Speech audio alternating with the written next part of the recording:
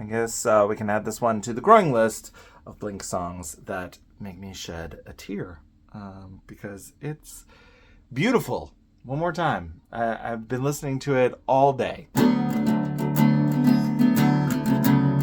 And the first thing I said was like, is this in drop D? And I was like, it probably is. And then I started hearing it in my head, and I literally came up with it while I was listening to it the first time this morning. Okay, so we're in drop D. That means you're gonna make your E string match your D string. It'll just be an octave lower, right? All right, so you got finger on 5th fret, just one. Finger on 5th fret A, 4th fret D, 2nd fret G. We're going to do a little walk down on the A string, okay? So what we'll do here, so what I want you to do actually, what I want you to know, you're going to put your fingers like this. Put your ring finger on the 5th fret E string. Put your pinky on the 5th fret A string. Put your ring finger on the 4th fret D, and put your index on the 2nd fret G. Then, excitingly, take your ring finger off to start the song. Okay? Then, we're going to drag that pinky down 1 fret to match it up with whatever finger was on that 4th fret D. That's your middle finger, surprisingly. So, match it up, or you can switch. You know what? You can switch fingers at this point if you want to. You could do something like this, right? Ring finger, pinky finger, index finger. Because then it's just kind of a bar chord, right? And then it might be easier to change to the next chord anyway, which you're going down to the 2nd fret A, but keeping everything else together again. And that's probably going to be the weirdest one for you, I bet. You'll have to either use your pinky, use your ring finger there, but you need fingers on the 2nd fret A and the 2nd fret G. Now, the reason I had you do the hold the way that you did in the beginning is because that's the last chord in the progression. Right? And then we take our finger off of that E string to start over.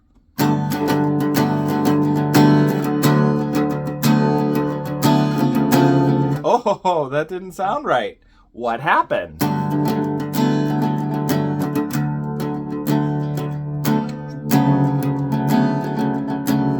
And then you go to 2nd fret.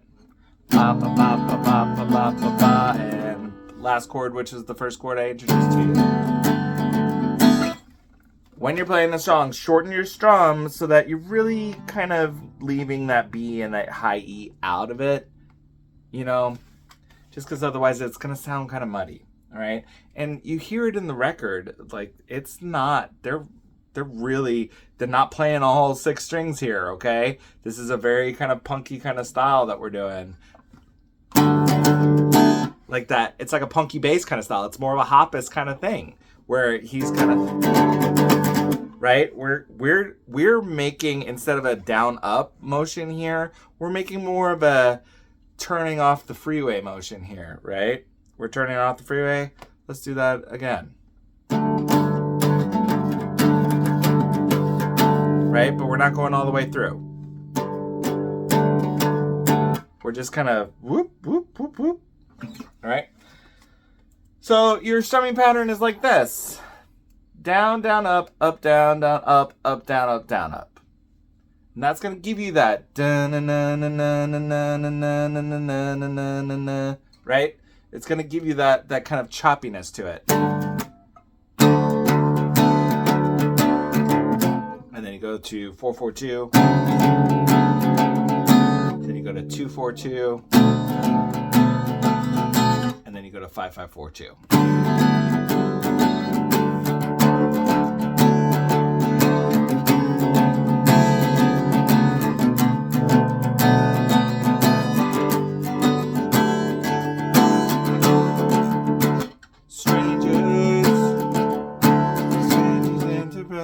Right?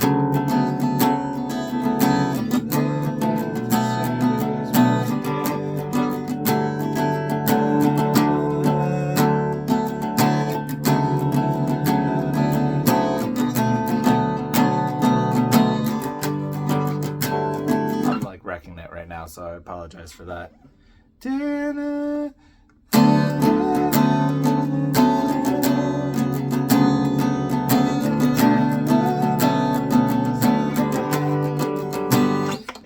If you can't reach that 2 on the last chord, don't worry about it. Just shorten your strum even more and just hit up that 5-5-4, right? But you do need the 2, I think, because you kind of need it in that.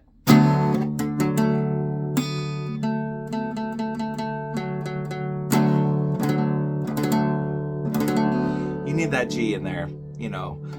But on that last chord, you can kind of be ambiguous because your ears are like resolving things, you know. So, you know, your ears are kind of way ahead and waiting for the progression to start again, right? But that's the whole song. I will say, you know, if you got some time here, Blink-182 and my life, just in experiences, they've overlapped each other since I've ever known Blink-182, and that was when I was introduced to them in college. My first real roommate and my best friend at the time introduced me to Cheshire Cat, and then, you know, I hung out with some cool people and some really cool musical influences, and that really kind of shaped who I am today as a musician and also as a music listener, you know. But Enema of the State was an album that I listened to front and back for months on end, back in that 99 summer. And then, you know, I went to go see them. I saw them with Green Day and with Jimmy Eat World. So that was pretty cool.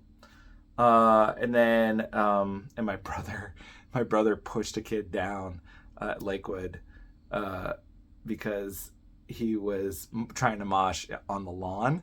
And it was, you know, I mean, it was like a shed tour. So they played Lakewood Amphitheater in Atlanta, and half of it, it's like one of those like clamshell kind of places where half of it is like, you know, sitting in the front, and then there's like the back half is all lawn. So we're like standing on the lawn. These kids are trying to mosh behind me, and my brother just like pushes one of them down. I was like, dude, you're at a concert. Why are you pushing these little kids? Anyway, you can't do anything about that. And then, you know, I mean, I was devastated when Tom left the band, but Matt Skiba, he did a good job for what it's worth. And there's some great songs on California that I really like that kind of have his signatures on them, like Left Alone is really cool. Home is Such a Lonely Place Without You, like the high register that he gets to in his voice. And then on the next one, Dark Side was really cool. And I don't think you would have had songs like that without Matt Skiba. So, anyway, I am thrilled that they're back, and I'm thrilled that this album's coming out, and I feel like it's right at a time where my life is coming back up. So, I'm excited. Anyway, hope you enjoyed, and I'll see you in the next one.